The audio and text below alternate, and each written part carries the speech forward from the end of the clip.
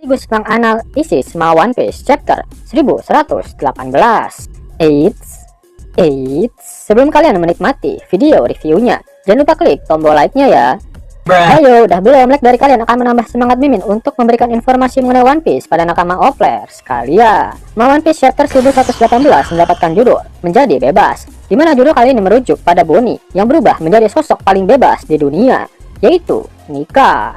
One Piece kembali melanjutkan cover story mengenai perjalanan Yamato berkeliling negeri Wano. Akhirnya Yamato berangkat dari ibu kota bunga. Dia telah melewati gapura utama sembari memakan bento yang sebelumnya diberikan oleh Hiyori kepadanya. Selain itu, banyak warga yang melepas keberangkatannya. One Piece chapter 1118 diawali dengan memperlihatkan kondisi di Pulau Egghead. Ternyata robot kuno raksasa terlempar sampai ke lautan akibat serudukan dari si babi ngepet Walkuri. Kalian bisa membayangkan bagaimana membagongkannya kekuatan dari Sen Walkuri. Bahkan Luffy pun tak bisa menembus kulit kerasnya. Para kroco angkatan laut panik saat melihat robot kuno yang sedang kayang di udara, karena sebentar lagi sang robot akan menerjang kapal mereka sebelum tenggelam ke dalam lautan. Para kroco meminta semuanya untuk lompat dari kapal karena pasti kapal mereka akan ikut tenggelam bersama robot kuno tersebut. Kemudian diperlihatkan streaming Denden Mushi milik Dr. Vegapunk yang sempat kembali mengeluarkan beberapa kata sebelum sinyalnya kembali terputus. Nama itu adalah... Setelahnya diperlihatkan robot kuno yang tenggelam dalam lautan luka dalam. Dia pun bergumam, "Di mana? Joy Boy, kemana kau pergi? Aku ingin bertemu denganmu. Kau di sini kan, Joy Boy? Ini aneh. Para kroco angkatan laut kembali kaget setelah melihat Sen Walkuri yang menampakkan dirinya di pesisir pantai tempat di mana robot kuno itu tenggelam. Jadi, apa itu? Seekor bagong? Mamut? Apa yang terjadi di sini? Di Egghead, ucap para kroco angkatan laut. Sen kemudian memperlihatkan reaksi dari orang-orang di seluruh dunia mengenai terputusnya film panas milik Dr. Vegapunk. Di Alabasta diperlihatkan Koza dan Toto dengan warga lainnya. Koza hanya terdiam melihat situasi yang terjadi saat ini, sedangkan netizen Alabasta mulai bercocok ria. Ada sejenis gangguan, dia masih mengatakan sesuatu. Situasi seperti apa yang terjadi di sana yang mengganggu siaran? Apa maksudnya dengan kematian Vegapunk? Apakah itu pembunuhan? Dia menyebut sesuatu tentang dosa. Untuk berpikir bahwa dia mungkin dibunuh oleh pemerintah, itu rasanya agak... Ya, sebelum ini dikatakan bahwa dia disandra oleh Luffy si topi jerami. Sudah jelas bahwa bajak laut adalah pihak yang jahat di sini. Shin kemudian berpindah ke Whiskey Peak, di mana diperlihatkan Mr. Nine dan Miss Monday serta anak mereka bersama dengan warga lainnya juga yang sedang mengomentari terputusnya film panas milik Dr. Vegapunk. Terlepas dari dosa apa yang dia lakukan, tidak mungkin pemerintah akan melenyapkan orang terpintar di dunia begitu saja. Dan kemudian berpindah ke Dressrosa, diperlihatkan Rebecca dan Leo yang sedang berbicara tentang Luffy. Jadi pada akhirnya semua ini adalah ulah Luffy Land, ucap Leo. Tentu saja tidak, teriak Rebecca. Shin kemudian berpindah ke Pulau Egghead. Gorosei menghubungi Yo dan menanyakan berapa banyak lagi cloningan Dr. Vegapunk yang masih hidup selain dirinya. Yo kemudian mengecek siapa saja satelit Vegapunk yang masih melakukan kontak dengan Punk Records. Dan dia menemukan ada dua orang lainnya, yaitu Lilith dan Atlas. Yok memberitahu jika Lilith sekarang masih berada di area Lab Face, sedangkan Atlas berada di pantai timur laut Pulau Egghead.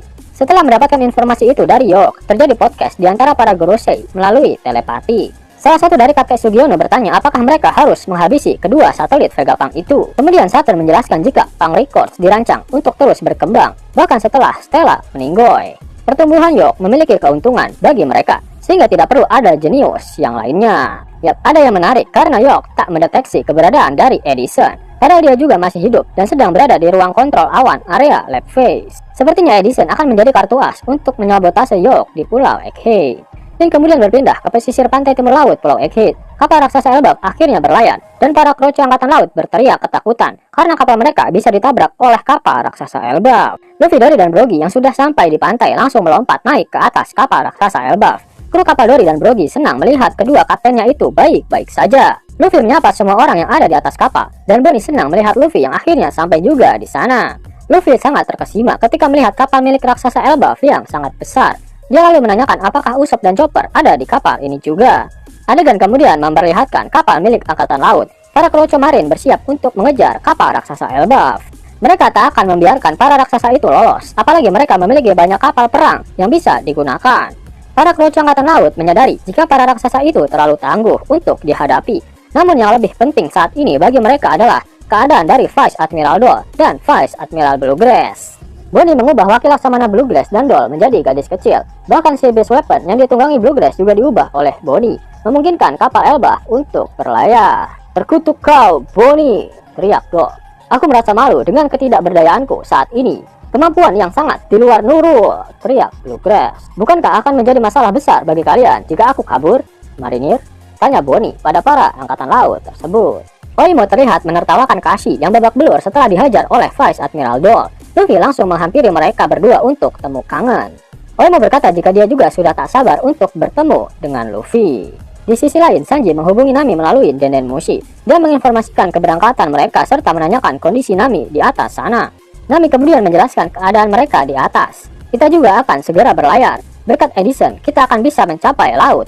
Tapi, jika kami tidak bisa mendarat dengan aman di air, kami mengandalkanmu untuk menyelamatkan kami," ucap Nami. "Tentu saja, tapi hanya Nami-san, Robin Chuan, dan Lily Chan. Meskipun yang lain tenggelam, aku akan menyelamatkan kalian bertiga," ucap Sanji. "Selamatkan kami semua!" teriak Usopp yang kesal. "Aku akan selamatkan kapalnya," ucap Franky. "Selamatkan kami juga!" teriak Usopp lagi.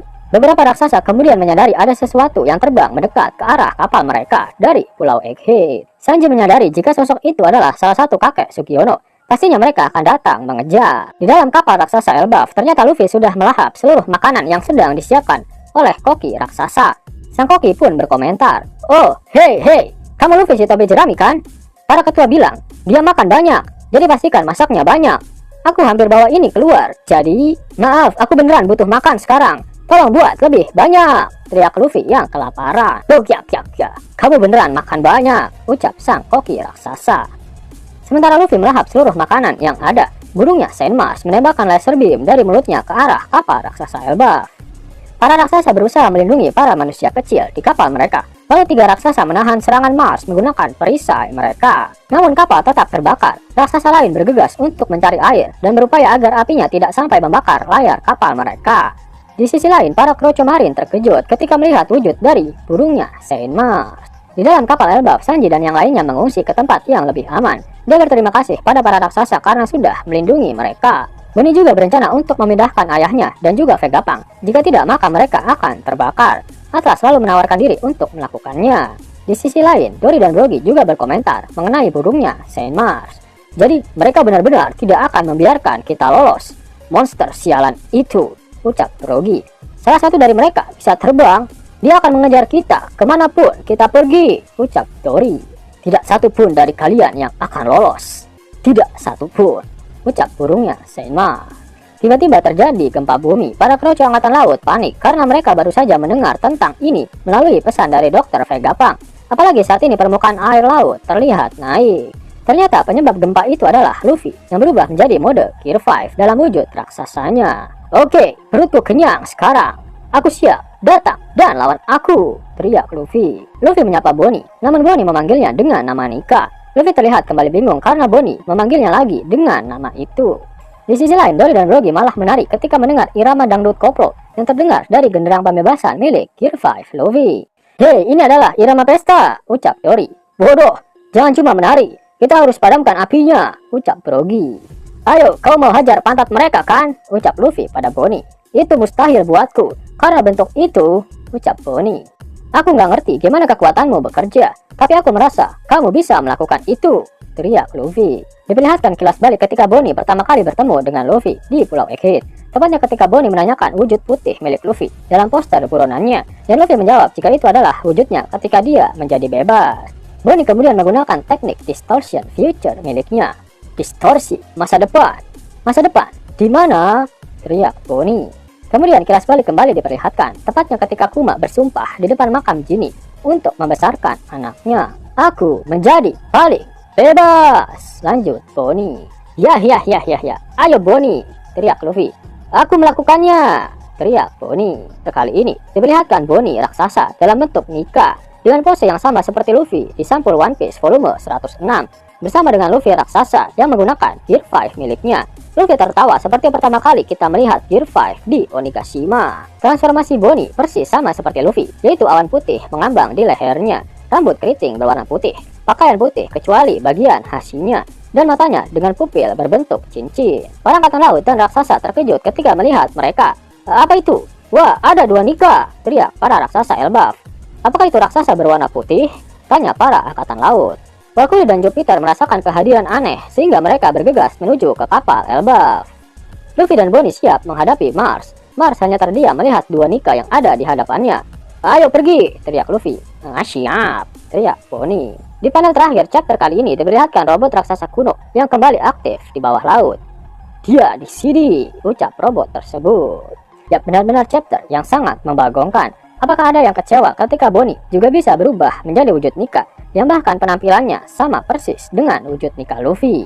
Hanya berbeda di area bobanya saja, karena memang Bonnie adalah salah satu spesies cewek uhuy berboba besar. Dalam flashback Kuma sudah diperlihatkan jika Bonnie mampu bertransformasi menjadi sosok Nika. Meskipun saat itu wujudnya belum sempurna, namun dia bisa menggunakan kekuatan karet milik Nika. Yap, itu artinya Bonnie juga dapat menggunakan kekuatan yang dimiliki oleh Nika, asalkan dalam imajinasi